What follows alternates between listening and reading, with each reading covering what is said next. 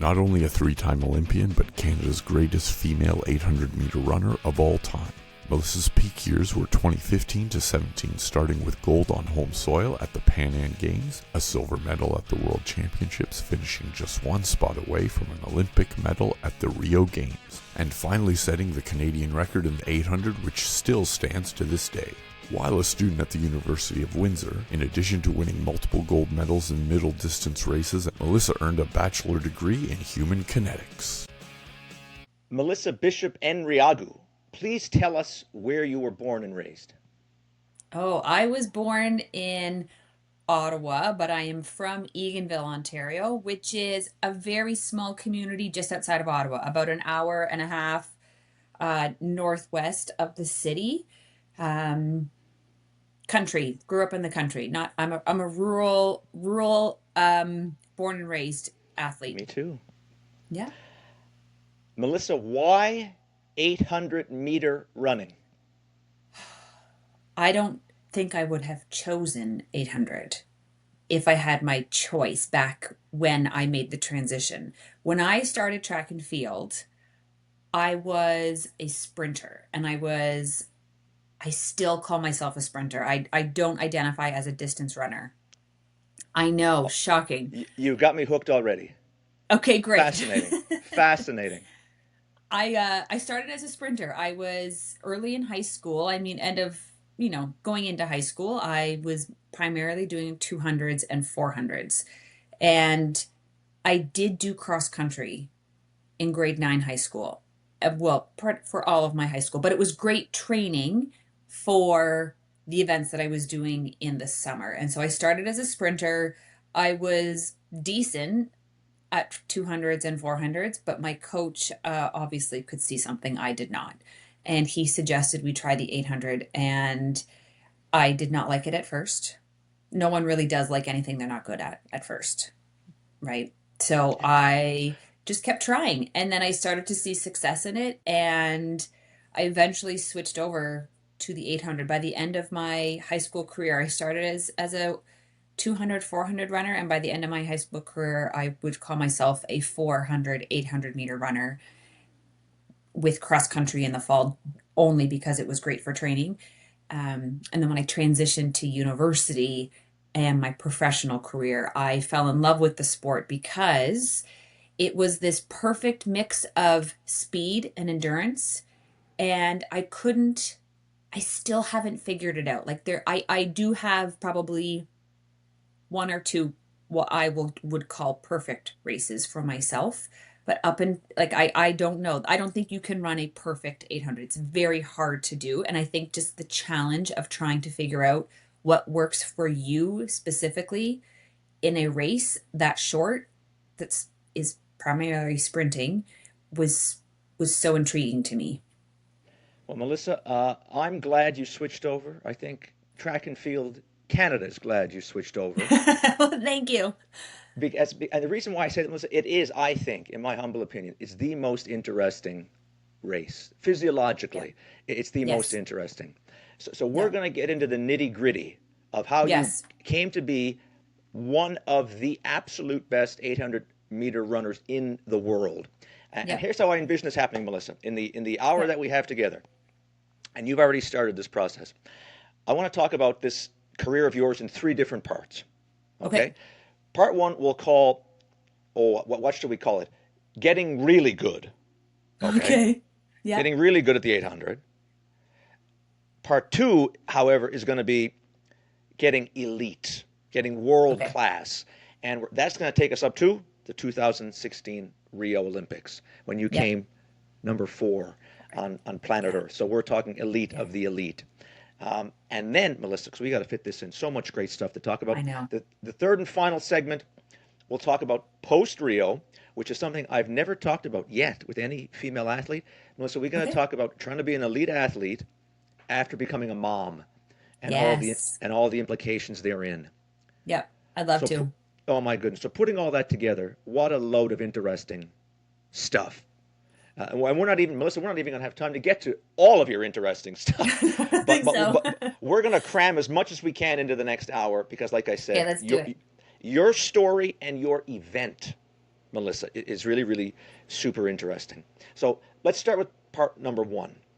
Okay. Getting really, really good at the 800. And you already hinted Yeah. about this, Melissa.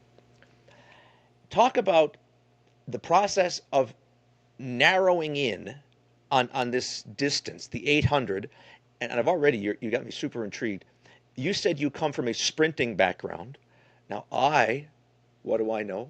You know more than me. I never really considered the 800 as being a quote unquote sprint. But Mhm. you said that's where you come from. You're a sprinter who's doing well at the 800. What I'm going to, I guess, start by asking, Melissa, is that the usual way for elite, or maybe in this case, let's say really, really, really, really good 800-meter Mhm. runners, to be sprinters who come up as opposed to, Melissa, like being a better distance runner, like saying being really good at the 1500 and Mhm. coming down? Which of the two would be your guess is the more common formula?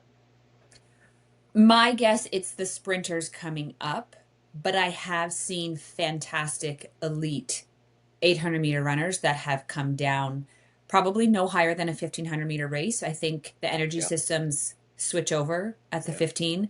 yeah, But I do think 1500-meter runners can make great 800-meter runners, but more often than not, I think you're seeing sprinters, 400-meter hurdlers coming into the 800 because it's so specific in its energy systems, in its need, in its requirement, and being able to sprint, hold a deathly pace, and then sprint even harder yeah, at the end of the race requires some finesse. yeah, for sure. Yeah. Okay, let's get more of the details of your story here on the table, Yeah. Melissa. Your first experiences in running, and let's kind of use your story as a template, maybe. Let's Sure. say if you were to create, you set it with the goal of creating the world's greatest 800-meter runner. Okay, let's Yeah. talk about how you got to basically that level, and maybe critique here and there what might be necessary and what might not be necessary. So when did you start running seriously exactly? Probably, oh, this is hard because I was a multi-sport athlete for majority of my career. I Wow, am you're speaking my language, Melissa. Anyway, go on. I'm an advocate for multi-sport in youth and in young adults, I'll call it. Yeah, Because there is I think there's so much to be learned from other sports that can carry into the one that you love the most. And so I played mm, many sports. I took running seriously while playing competitive hockey and volleyball. So I would say truly very seriously I had to pick one sport when I was going into grade 12 and my parents sat me down and said, "Look, we cannot afford to run the roads anymore. hmm You want a full ride to a university in the States, we have to narrow down our focus here." And while I loved all of the sports that I played and I loved the teams that I was playing on, I I believe that a running focus would give me a better shot at a full scholarship in the States. and that happened in grade 12, you say? Yeah, coming into grade 12, grade 11, grade 12. You know what, Melissa? This is a topic's come up time and time again with all these different athletes I talk to. I think it's really interesting, the question of Yeah. when you specialize, and you already kind of led into this answer, which I was getting at.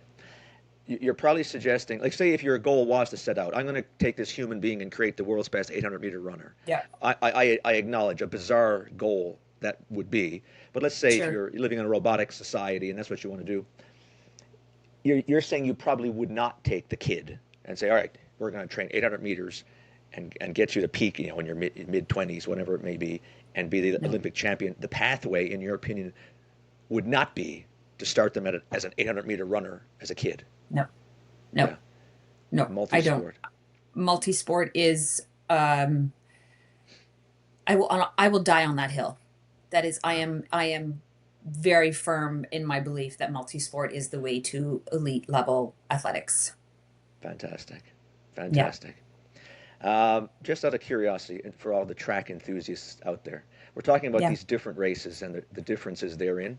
Uh, Yeah.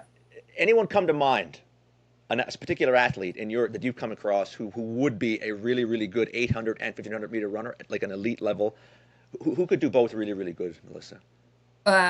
In Canada, the Stafford sisters are incredible 1500-meter runners and 800-meter runners, but can also dabble in those distance events. They Yeah. have an incredible engine. Um, From, I by the think way, I just got from the U of U T. of T, U of T. Yep, that's right. They're on That's my right. list to talk to one day, Melissa. Yes, you should. They're great. They're great. Yeah, so that was your formula. Talk about those years then. Okay, so in grade 12, you say I'm going to try to quote unquote specialize. Yeah. You go off to the University of Windsor. Maybe give us a snapshot, Melissa, of the type of training that you undertook there as a student athlete, and maybe throw in at what point does it cross your mind maybe the Olympics are something for me at the 800-meter distance? Yeah. So I'll start that, I was the kid who dreamed of being an Olympian. So I always had that dream of being, but I didn't know what I was going to do. Gotcha. I don't know. When that dream was formed, I was like, sure, I'll go to the Olympics, but I had no idea what I was doing.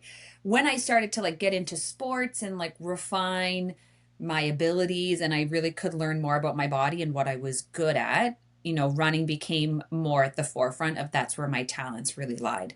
And so when I entered the University of Windsor, I was coming in a spot where I was coming off a stress fracture in my foot. I had been living on my own for a year at that time. I kind of fell out of love with the sport, truthfully, around that time. So when I Was that came to the true? University of Windsor, I was welcomed into a entirely new program. It was a new coach, it was a new training regime, it was a new team, and I think that's what really bought me in and like really sold me on the love of the sport again, because at the bottom of this, if you're not enjoying and you're not loving it, then there's really no point in doing it, because Mm. it's absolute torture to push yourself for that long and at that level if you don't It actually really is. truly enjoy it. I So think we haven't focused on that enough yet in the 15 minutes we've been yeah. talking. The 800, folks, it's a grueling thing to specialize in this particular race. Yes, it is. It can be. But you know what? I'm going to call it studied, but I was a product of a program through a coach named Dennis Farrell, who was my coach. And he is the reason I am the athlete I am, and that I Wow. developed the engine I have, and that I am, a 3-time Olympian. It's because of Dennis and his program and what he poured into his training. And so when I came into Windsor, I came from a program, a track program that was primarily just based on like what I wanted to do. So I was sprinting basically. When I came to Dennis at the University of Windsor, he realized very quickly what my talents were, what what systems I thrived on when I was running. I was very much that speed endurance athlete, and he could see that. And what the difference between Dennis, and I haven't had a lot of coaches in my life, but between Dennis and a lot of other coaches to me, was that he was able to write a program specifically for me and my Wow. body and what I was great at. And he did that for a lot of the athletes that he coached at the University of Windsor. And so when I got to Windsor, I was running cross country. I was training with the cross country team, and I got brutally Mm. injured. I got terrible Achilles tendonitis because I'm not coming from that background. I'd never done that kind of Right, right. mileage and endurance training. So it was like we had to go through some lessons learned. Like it wasn't just success right at the beginning. So when I came into the program, we did a lot of mileage. We tried some things out. We did a little bit things differently. We got through those bumps in the roads, and we really found our sweet spot. And from that, in university, I was very much, I did a safe amount of mileage in the fall and the winter. And then we would transition more into speed endurance and speed work come peak periods. So like for U Sport or for our Mm-hmm. Canadian championships. And so I did my entire 4 years at the University of Windsor, got my first degree, went back to teachers college, did my 5th year through teachers college, was ready to go back and do my master's at the University of Windsor because I wanted to keep training with Dennis. And Dennis actually sat me down. It was the year before the 2012 Olympics. And he said, Melissa, He called me Bish.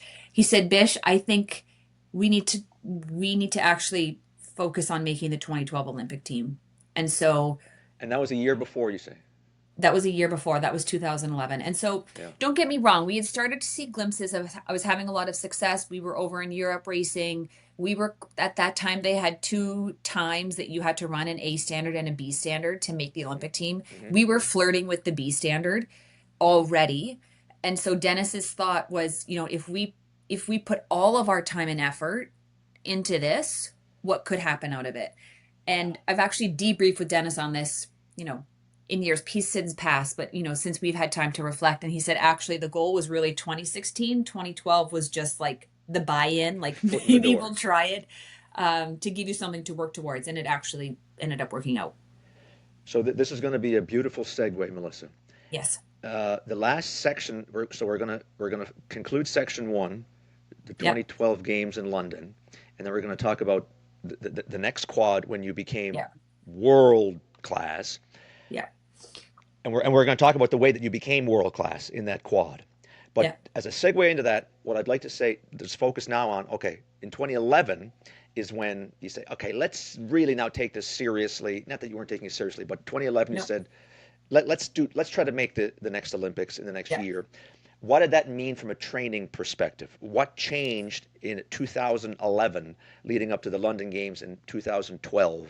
What changed is that my first priority every single day was training and what those needs were around training, rather than student athlete. School, train, sit on a bus, go to a meet, sit on a bus, come home, do homework. Like I could put that stuff beside, like I could put it behind me because I was done. So I deferred my master's actually, and I didn't work.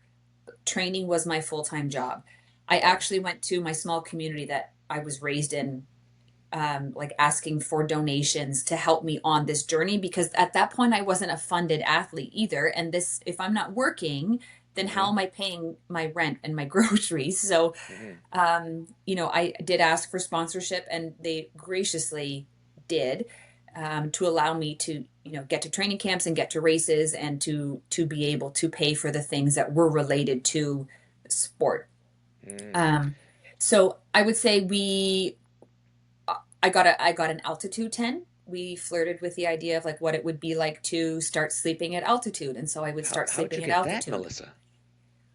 Through funding. We applied for some funding. Yeah. And it was a very basic model of an altitude tent, but essentially it was this dome, clear sides on it, and you just put your bed in it, and there's enough room for a fan, and then you had a generator that would pump in oxygen. So very from my point of view at that point, I didn't spend it was just like, oh, this could benefit my training, I'm going to do it. I didn't actually really look into the science behind it, or how particular you needed to be, or when you needed to be sleeping. Like there were so many nuances to it that I wasn't aware of, that I did later become aware of. And it did become a benefit to me. But at that time it was like, oh, I'm sleeping in an altitude tent. This is helping me. I'm getting more oxygen to my, I'm training myself to get more or less oxygen to my body. We did altitude training camps. We went up to Flagstaff. We would go for an entire month. That was the first time doing that. And then coming out of altitude, you have to there's a 2-week period where your body is like slowly adjusting back to sea level, but there's a really tiny sweet spot when you have like peak performance capabilities, with all of, the muscles and your oxygen in your muscles and things like that. So trying to find that, long story short, though, it ended up me qualifying for my first games in London. Melissa, what you just did there, you painted a very, very beautiful picture of the differences in the levels of athletics. Like if you're a student athlete in Canada, in university, and you're doing well, you know what? You are a damn good athlete, right? Yes, like very relatively speaking. Oh yes. That is a great accomplishment. Yes. But there's levels above. Like I guess running is the same as all sports. Like the people that are really, really good, like you just illustrated. The next you buy an altitude tent, for goodness sake. Yes. There's levels of eliteness, I guess, and you just articulated that beautifully. All right, Yeah. so let's go shift to part two now. Let's start talking about Okay. the 4 years that we'll call shaping the best of the best. Yes. So when I competed at my first games in London, I was quite naive, and I feel like this is an important part of the story, but like I was quite naive to, competition at that level. At that time, I was good in Canada. I'd gone over Yeah, to do a few races in Europe, and yeah, I was okay. So I walked into that games thinking I'll have no trouble making the final round. There's 3 rounds at the 800 at an Olympics, really, um, a heat, a no semi, trouble. and then the final. Right. So I go in, I don't even get out of the first round, and I am like, I'm devastated. Like my goal was to make the final. How am I not in the final? I kick ass in Canada, and now I'm coming here, and I can't even get out of the Different first round. levels. So right. And so what it actually, I mean, all rightfully so. This is part of growing, and it's part of maturing as an athlete, and it's part of seeing the potential that you have. But out of that, I realized, when I thought of being an Olympian, it was never like when I dreamt of it, I wasn't just there. When I dreamt of it, I was actually on a podium. Like I saw medals around my neck. Like I wanted to be the best. And I think having that drive is part of what made me so successful in my Oh yeah, career and what makes athletes so successful because they have this like it's just something oh yeah, chipping away like you got to go get it, you got to go get it. And so for 100%. the next 4 years then I really dedicated myself to being on the podium. And with that, it's like learning a new skill. It's not something that just like happens like that. It's something that I had to learn how to do. And over the next 4 years, my life completely transitioned from student athlete to testing out the waters of a professional athlete Mm. into being a professional athlete. And so I picked up a sponsor through Nike. I picked up some other big sponsors so I could afford to do this now. I was able to do it. I was a carded athlete. I had funding from the government. I'm not making millions. Don't be fooled. Like I'm still an amateur athlete, but I have enough to make this work. We have acquired I don't want to say acquired. I have assembled a very particular team around me, and I say particular because they are Yeah. people that it was a very small team, but some people that I trusted with my life. And these Talk about the people were importance of that. That was on my list. yes, I knew you were going to mention it. In high level sport in Canada, we have these ISTs, integrated yes, support teams, integrated and support team. I knew you were going to sing the praises of it. So just talk about. Yes. They are the team that puts the athlete on the line. So the athlete does the work. The athlete is the engine. But in order to get to that start line, the engine needs to go to the shop every once in a while and it needs to be taken care of and it needs Good to be by analogy. trusted people. Okay. And so when I got on that start line, I was never just a representation of me and my abilities to push my body, but I was a representation of the massage therapist that I saw twice a week, my physiotherapist that I saw 3 or 4 times a week. It was my sports psychologist who I met very frequently, who was the game changer before 2016. I'll go there later. It was my coach. It was like nutritionist and my weight coach. So I had maybe like a handful of people who got me to that line, but I trusted them with everything. And what became of it was this it came down to science. Because when you reach a Yeah, certain level in the 800, yeah. it's kind of around that 2 minute mark. 2 minute, 159, great. You can do that. That's like the big first step, right? You can break 2 minutes in the 800 for a woman. But then we were getting to that level, and I realized like if I want a medal, I actually need to go further. And so the Crazy. standard the standard across the board training worked up until this point, but what are the really small, tiny little details that I can take care of that's going to put me to that next level? And that's what that team took care of. So we really honed in on altitude, what that looked like when I was at sea level, sleeping in my tent, how many hours. I did blood work. I took an oximeter to my finger every morning and every night. Like we tracked every detail. I tracked weight every morning, not because I wanted to lose weight, but to No, ensure no. that I was keeping enough energy on to keep, I was like, I could have enough energy to get myself through every day. Because at this level, I am like, my sole focus is pushing my body as hard as I can every single day. And if I'm not Mm. fueled and I'm not feeling good, then that's another problem. So, like, blood work was like a monthly thing, especially with iron levels in a woman who's menstruating. and competing at that level when your body fat percentage is so low. Those are things that you have to take care of and you have to watch. Body, like we did the pinch test, like the fat pinch test, because at that level, I'm stressing this because what people see at the Olympics when we are like six packs and just jacked and like ready to go, that is who you see for probably 4 weeks of the year that we look like that. Otherwise, we train at a heavier weight for that reason, so that when it comes time to peaking, my body knew just what to do. Like it was in a cycle of high performance, and it knew when peak season was coming, because all that extra fat just disappeared, and it made me a very lean, mean, like machine. But it was all tailored to a specific event. It was never for like aesthetic reasons. It was because it made me the fastest athlete that I was. And Dr. Trent Stellingwerf, who I worked with for a very, very long time, and all my physiology, all my biomechanics stuff, he was anal about this stuff. As a scientist, you have to be.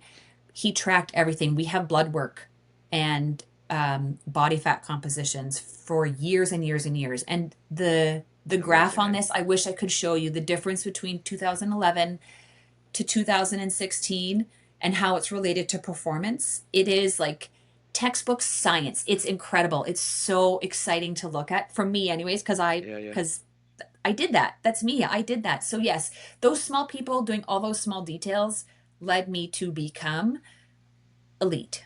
Yeah. All right, Melissa, we got to talk about, I got 3 different sections that you got to expand upon before we're done here, talking about winding up in 2016, the 4th place finisher at the Olympics. We got to talk about the training specifically, because my students want to know about this. We got to talk about the nutrition, and then we're going to get back to the sports psych aspect. So 3 huge components. Melissa, on a very, very nuts and bolts level, I know it's complicated. Take us behind the scenes of the training, okay? And maybe the best way to do it, I don't know if you can do it like on a weekly snapshot.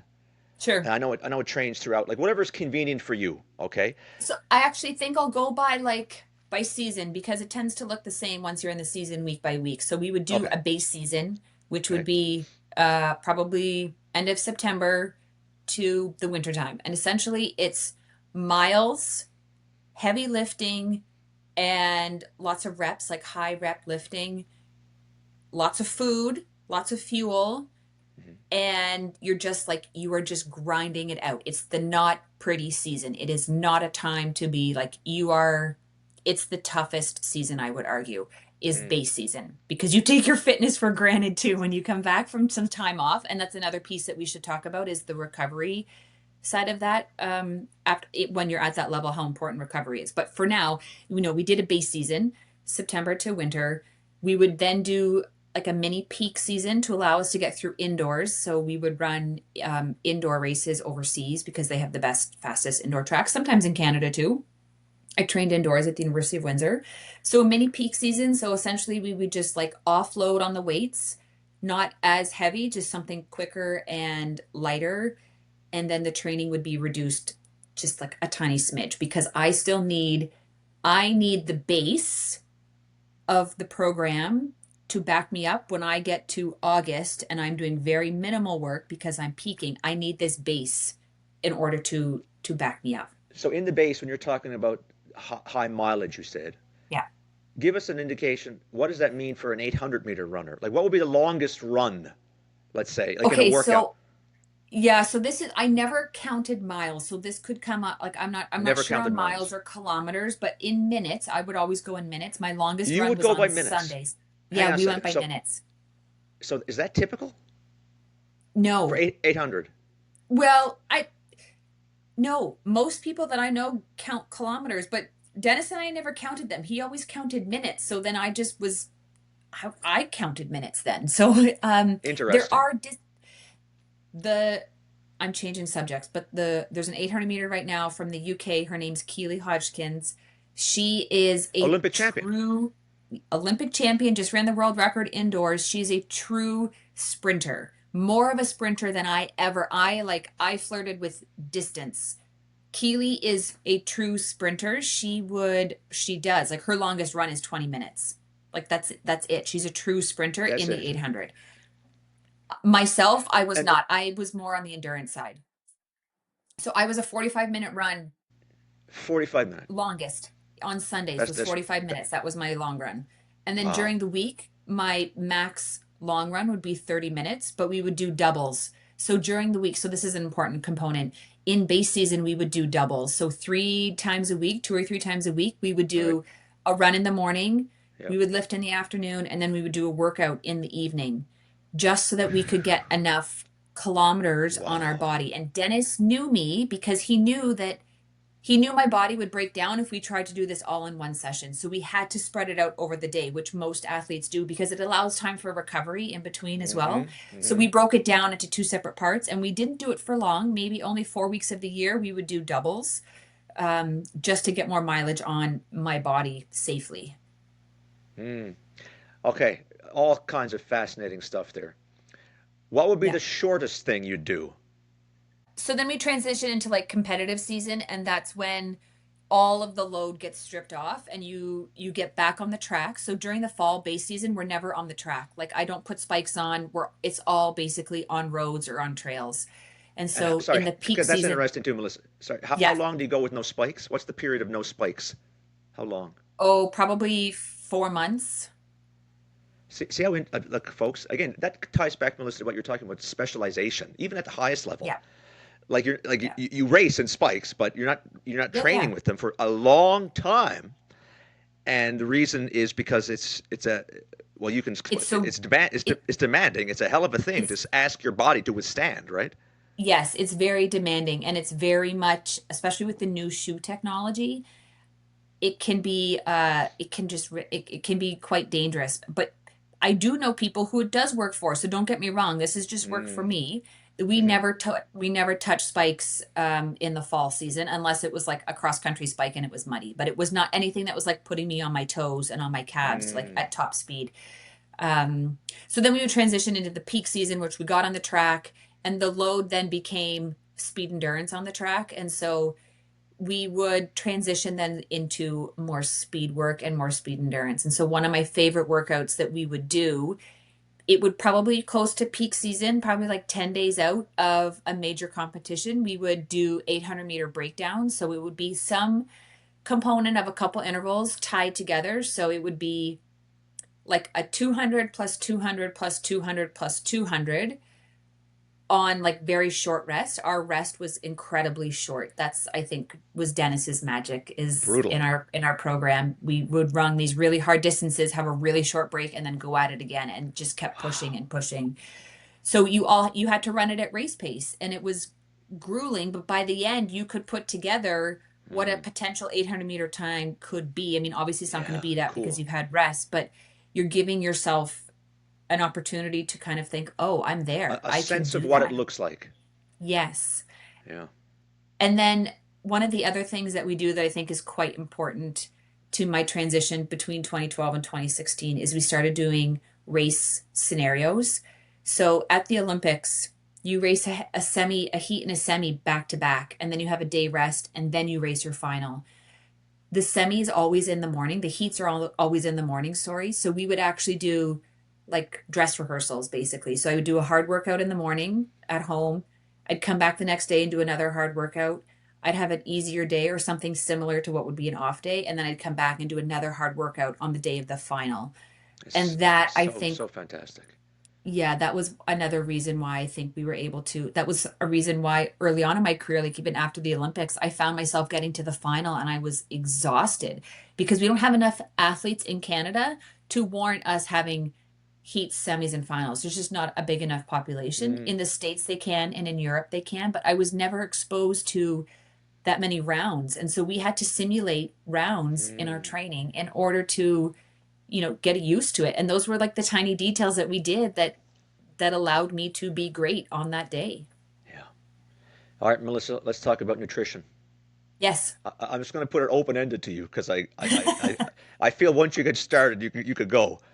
If I talk to you, nutrition for 800-meter running, what comes to mind? Like, what's the main principles that you'd summarize? So I would say that there was never, I'm going to start with, I never dieted. Like I never felt Never that I dieted. needed, I never felt that I needed to eat a specific way or um limit calories or calorie intake. I was always able to eat what I wanted and fuel with what I wanted. And I preface this with like I am a fairly healthy person, but I do like chips and I do love junk food, and those were things that we just ended up, I ate them in moderation. It wasn't something that I was eating all the time. I knew what my body needed to perform.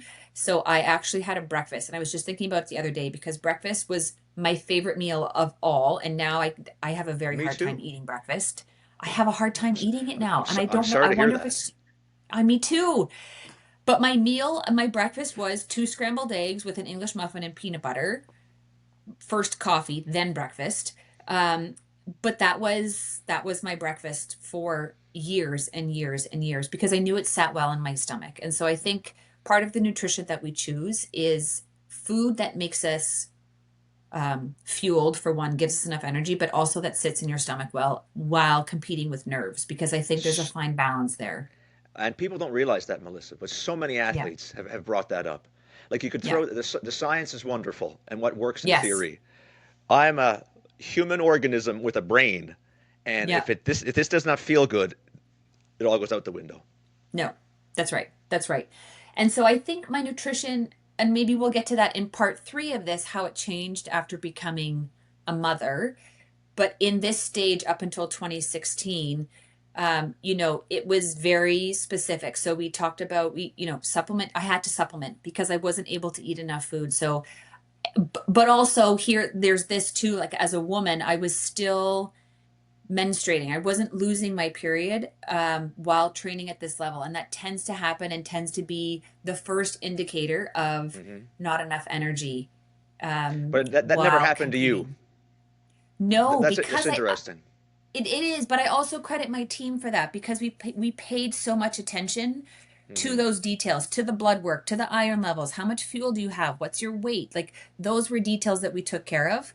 And I credit my team to keeping me a very healthy athlete. And my career, I rarely had an injury. Rarely had an injury. Hmm. Um, but I mean, we had to supplement. So I had like protein, we had beta alanine, I got a we whole had list. Hang yeah, on. we had a list. Let's do it this way. I want to see if your list matches my list, okay? Okay.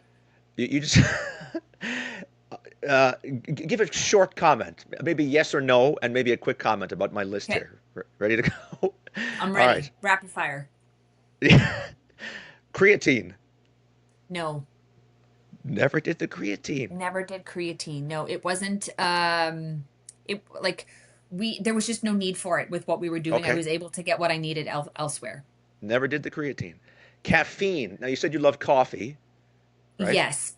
But that's not But the same thing. caffeine, Go on, no. sorry. So caffeine in the morning as a hot cup of coffee, fine. Yep. Caffeine prior to a race as a hot cup of coffee, no. But Yes.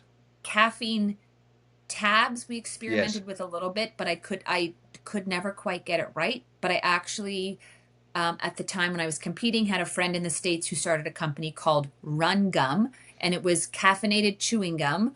And it was like instant release caffeine. And because it was gum, it was going into your saliva right away. Your body could absorb it much quicker. So the caffeine hit was much quicker. So I started chewing Run Gum. But I also had a supplement through a company down here who makes it in Windsor, who is able to put a little bit of caffeine into my pre race I've shake. I've never heard of Run Gum, but I have a slide that shows a caffeinated chewing gum Yes. by the U.S. This is called, I don't know what it's called, but anyway, it's the same idea. I didn't know that was a different company. Yes. Anyway, all right. Yeah. So good distinction: caffeine in coffee versus caffeine in other Yes. supplemental forms. You Yeah. mentioned already beta alanine. You did Beta do that one. alanine, we did like a whole loading phase, and I credit Trent Stellingwer for this, but we did an entire loading phase, and then you'd have to come off of it, and it was very particular that you did it like at a certain time of year when the training was the highest, and you had to do it around altitude, and it was Yeah. science, folks, Oh man, science. big I time. wasn't Not my job. Somebody else did that. You're matching the buffering capacity with the training block where that is most needed, That and that's it's what a we were time. doing. Yes, and it's a timing thing. It's a science thing for sure. Yes. So, and also beta alanine, and the one I'm also going to ask about.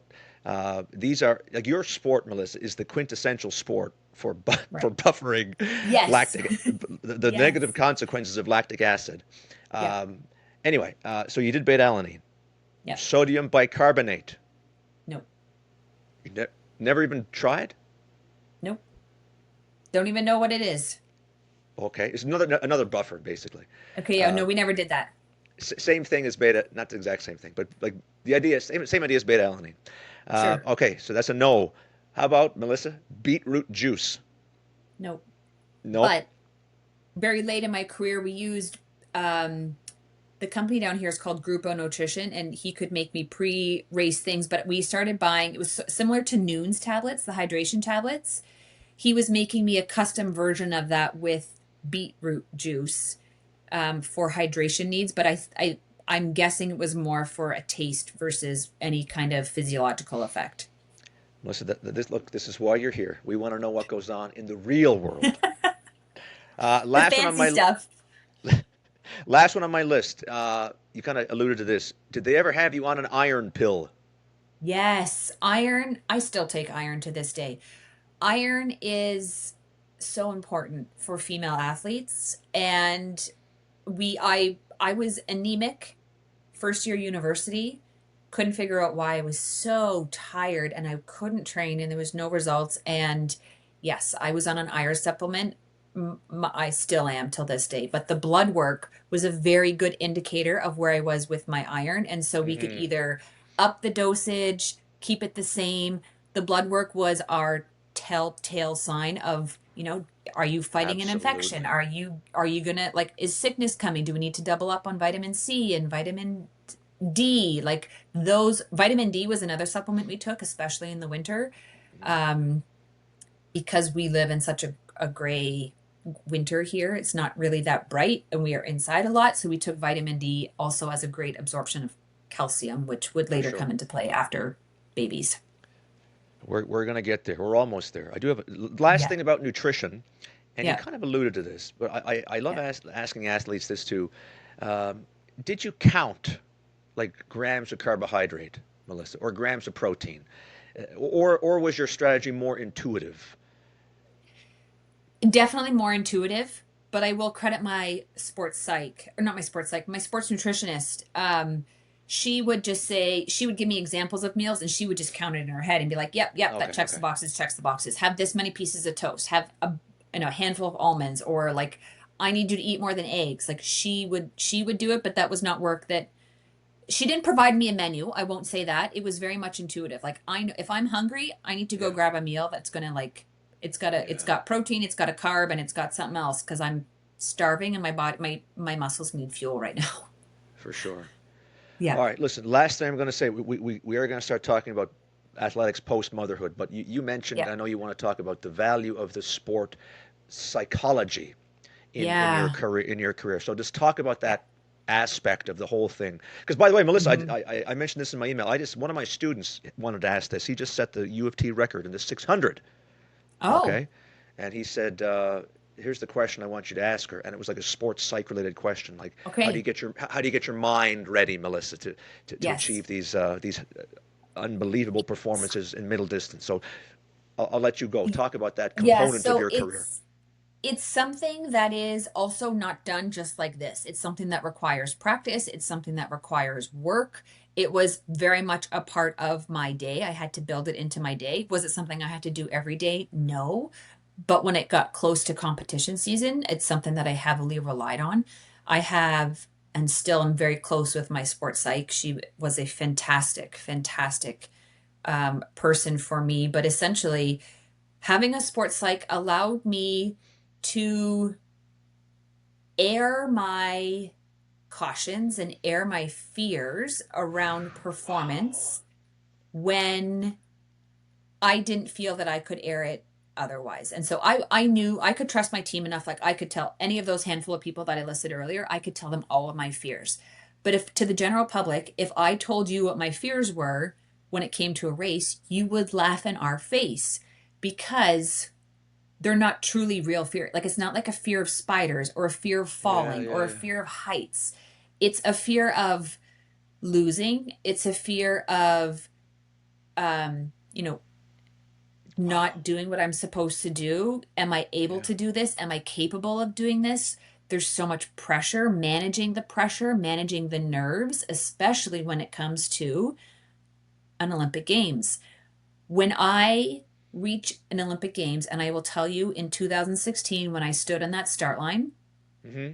that is the most calm, collected, confident person, athlete I have ever been on any start line, was standing on that start That line of those that's amazing. 2016 games. I I had was no more idea. nervous. I had no idea where you were going to go with that. I said, Yeah, whatever she says, you got me. I'm hooked. you're But whatever she hooked. said, I had no idea where you're. But that's where you went with that. You're the most calm. Yes, because I Wow. knew I had put all the work in. We had done the visualization, which I'm a big advocate for. We had done, a lot of journaling. My sports psych Penny and I, we had talked a lot. I've aired my fears. I know what the plan is. If this doesn't happen, then what if? I had talked all of that out. So when I stood on the start line, it was like, let's go. It's game time. Let's this up, like I was ready to medal on the start line. And I often say when I go on my speaking engagements, how I describe this to people is I stood on that start line, picture a knight like in shining armor, that kind of knight. That year, I had a breakthrough year the year prior. I came into the 2016 games ranked top 3 in the world. I am on fire. I am like, everything is just checking off my list. So I'm standing on that start line and I have this armor on. Like nothing that you say or do will dent me because I am so ready to perform, to be on that start line or to be in that Incredible. race even. And then, once that race is over and it's a fourth place and it's not on the podium and it's not what my expectations were and it's nowhere near what I had anticipated or visualized for the last 13 years, then what? Well, And it I is went, near. It's this it's much. near. It's this far away. I agree. I agree. But there's It's no not. metal. It was a physical, it was a Jesus, material Mary and item. Joseph. I know I know. It was a material item. And I look back on this now, and this is where I credit my sports psych again, because this is where she came in to save me and like dig me out of this hole that, what I was chasing is a material item. And now that I'm retired, it's a very different viewpoint. As an athlete, when you are working towards something and you are so focused on one thing, you have a different vision. What I'm telling myself as I sit here today, I never would have heard as an athlete coming out of 2016. And, what I realized is actually that was the best race of my career, regardless Hmm. if there was a medal around my neck. I ran a Hmm. Canadian record in that Absolutely. race. That was that was one of the perfect races that I had was in Rio. In the moment, I wouldn't have recognized it, but now, even the year later, I was able to see like, no, that was really freaking good. Melissa, honest to God, man, I think you're hitting on things that have to do with 800-meter racing and beyond. Dare I say, life Yeah. in general. And look, even in your sport in particular, Melissa, one of the valuable lessons I think that could be applied to other aspects of life is you can only do what you are capable of doing. Like your sport is not like a hockey game, where No. I have some input, minimal but some, over what my Mm-hmm. opponent does, or a wrestling match. You know what I'm saying? Like Yep. I'm like, but if you show up and your competitors are faster than you, but you run the best that you can run, and you say a perfect race in Yep. a career full of races, this is the best you ever Yep. did. Well, what the hell else can I do? But that's what I try to that's my message now that I can look back on this and reflect and become a very mature person. Um, I like to think that we are all human. I physically could not have run any faster on Not a that day. I second, don't not know a what fraction of a else I second, was, not a fraction of a second. I don't know what else I could have done. Like it was a nothing. PB, a Canadian record by seconds. Like what else could I ask for? Nothing. Absolutely nothing. And the medal is not. Yes, would it be nice to hang on this wall? I would love that. I would love to have an Olympic medal, but it's not what I saw. It's not what this journey is about. It's not what my career about. My career is built on the people I've worked with, the amazing experiences I've had, who I've the world. I've traveled the world through sport. I have worked with the top people in their fields. Like I have lifelong relationships and networks with people who I never could have dreamed of. I was sponsored by Nike for, look at all this, for 13 years. I was a Nike sponsored athlete. That's not something that I would ever have hoped for when I said I want to be an Olympian one day. That wasn't even on my mind. Look, folks, we're gonna leave it there. All I'll say, Melissa, there's more to the story. Yes. Wait for the Melissa Bishop motion picture. Yeah, I'd love it. Due out in theaters. I don't know when, but it certainly I don't could know be. when either. It should be. Anyway, we will leave it there, but we do have to talk about a couple of other things before we leave here. Yeah. The third and final section that I was going to get you to talk about. Okay, so that's 2016 Yep. described beautifully. The last thing you're going to say is how, again, I'm going to just put it very broadly and leave it to you open. But the story is Melissa has a baby in 2018. Yeah. You're 30 years old now. Talk about just navigating that, Melissa, trying to be an elite athlete, coming back to the Olympics. Tell us that part of your story, motherhood and an elite athlete. Okay. I'm starting with having a baby at the height of your career in track and field at that time was considered career suicide. So when we made the decision to have children, my husband and I knew that I was okay to leave my career where I was. Two-time Olympian, fourth at the Olympics, couple gold medals, couple silver medals. Great. I'm happy to leave my career there should I not be able to come back. I was able to come back. However, it was not as easy as I thought it was. What really struck me is that I didn't have the same body post baby that I did in years prior. I was almost in a In what spot. way? I couldn't trust my body the same way I could. I couldn't, my body was giving me different signals where before I was like, oh, it's just something nagging, it's going to go away. When in Mm, fact, post pregnancy, it was something quite serious and I needed to listen to it. So I would like to think that I'm a very good reader of my body. And when something like I've had to be so in tune with it for so long, but having a baby completely just threw everything like to the wind. Like this is a brand new body you have. This ache is actually something serious. And this little pinch is actually, you need to get it looked at.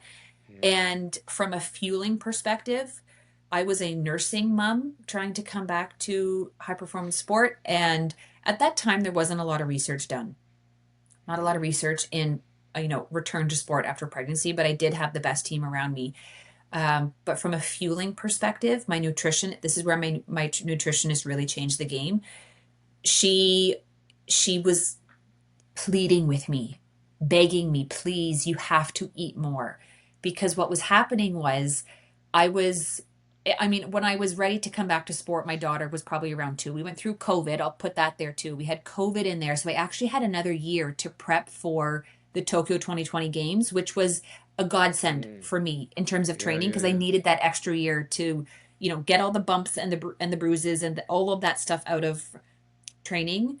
And post pregnancy, I needed a year to kind of like level set with where I was at and learn my body.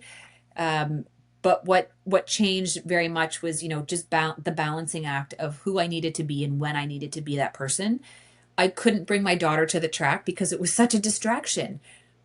It was basically like taking your kid to work. It wasn't Yeah, something that yeah. I couldn't perform. I couldn't be at my best for practice knowing that she was there, but I did know that if I went on my own and I gave myself the 2 hours to be who I needed to be and to be that nitty gritty Melissa, I could come home and I could be a much better parent. I could be a softer, cuddly parent and I could just leave track at track and home is home and I could disconnect those worlds. Mm, What's interesting enough, we go back to that physiology work, all that blood work, the body fat compositions that we did with Trent through my entire career.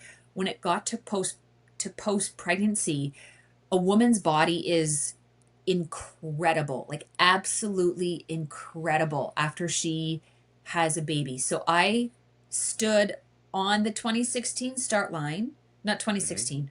I stood on the Tokyo. 2020 start line in Tokyo, the leanest, like I was the least amount of body fat I've ever had on my body, Mm, the most amount of muscle. I was the heaviest I'd ever been in my career, but I was the leanest. Muscle equals speed, folks. Don't be fooled.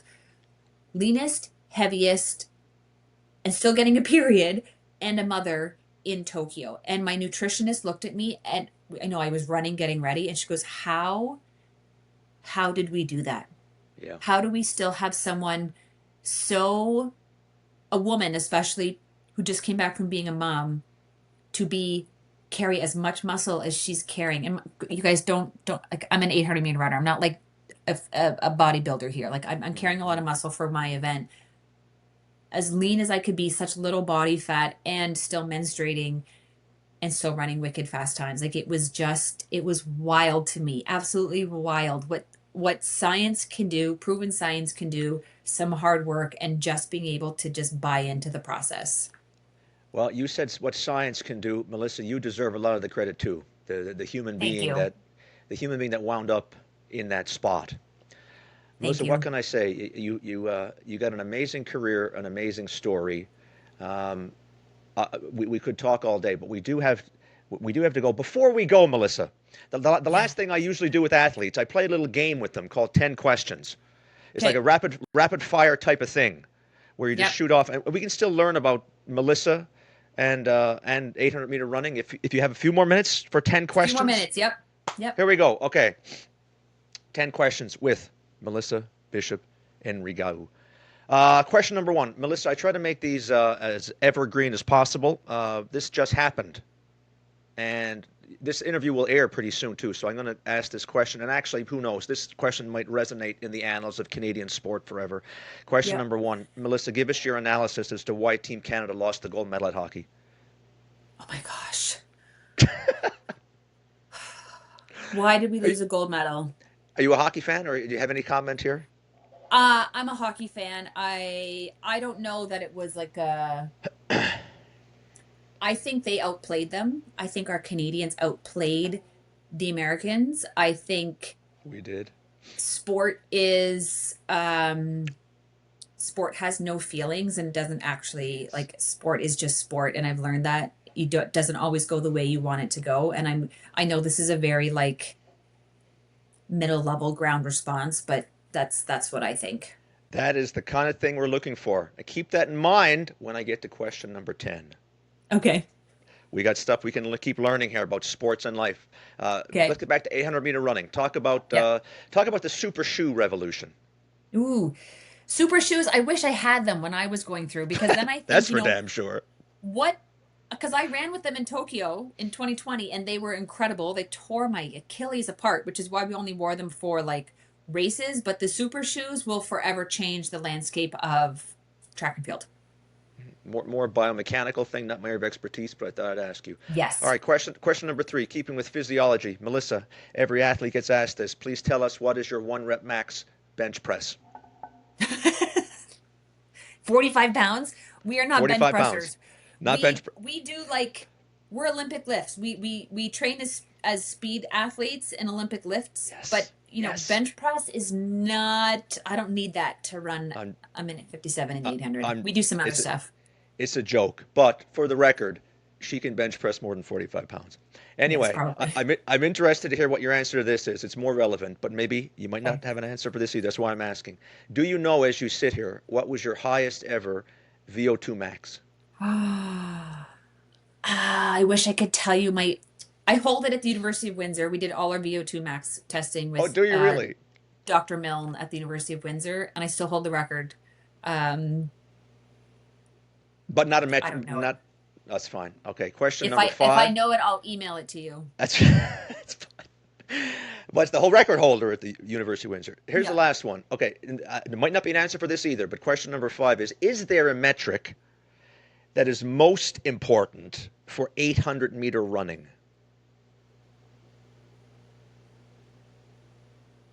I don't know that I can answer that. I think There might not I be. think no, I don't think I can answer that. I think there's too many things at play in an 800. There's too many Yes. Even there's just too much. There's not one. you're right, which is, we could get into it all, but you can't reduce this sport, even though it's a seemingly very straightforward who can run 800 meters the fastest. There's too many variables that factor into the outcome. Exactly. Exactly. Anyway, we could go on and on. Let's Okay. get more personal here. Question number 6. I talked about being evergreen.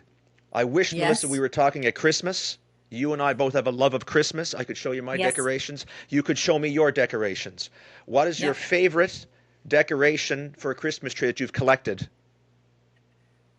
Oh, we were in one of the Scandinavian countries, and it's this, very fine, delicate, like outline of a manger in a like in a it's not a ball, it's not like a bulb, but it's like just a very delicate outline of a manger. It's one of my favorites. My kids, Beautiful. it goes to the very top of the tree.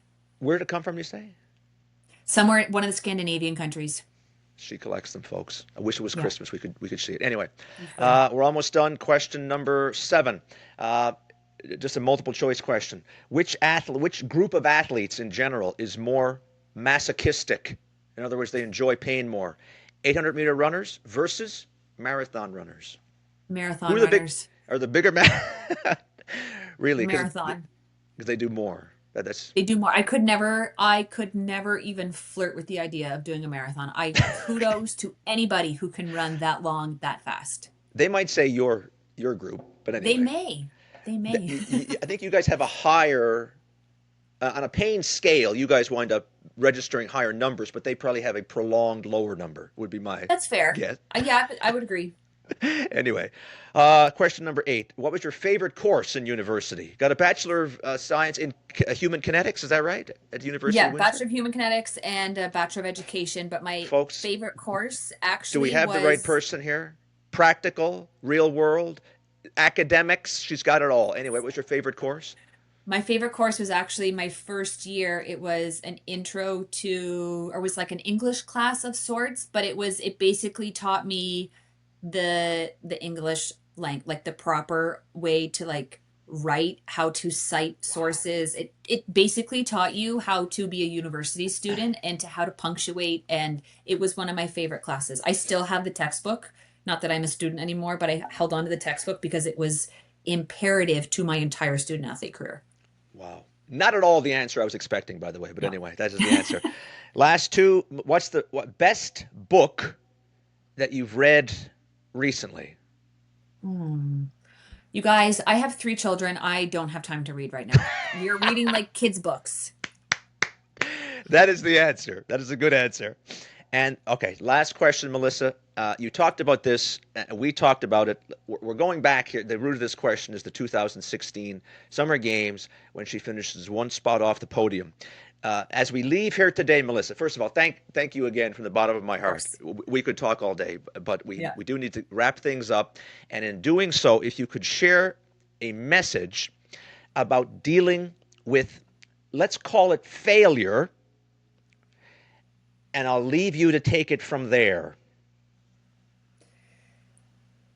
Failure is in the moment.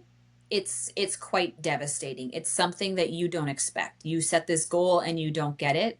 But what I think is important and what I've learned is that you learn so many lessons when you fail. You can look back and you say, well, I didn't do that or I should have done that. And so it's not a reason to actually quit. It's a reason to try something new. And where we work right now, we work with a lot of young kids. We have Olympic and Paralympic athletes who are mentoring kids, and we like to call it failing forward. And so if and when you fail, have the time to hurt about it, because I think that's important, but then look back and figure out, what could I have done next time to make that better, and try it. It's not always going to be right. You're never going to run. It's just, that's life. We're human. Like, we don't see success very easily because that's just not how we're wired. And failure is actually the best way to learn how to be the best at something. I couldn't add a single thing to make that any better. So all I can do, Melissa, is I get one final time. Thank you for being here. You're welcome. Again, I'll wait for the movie Okay. to come out. Sure. And while I'm waiting, I'll just sign off like I always sign off by saying, let's go Canada, support Canadian athletes.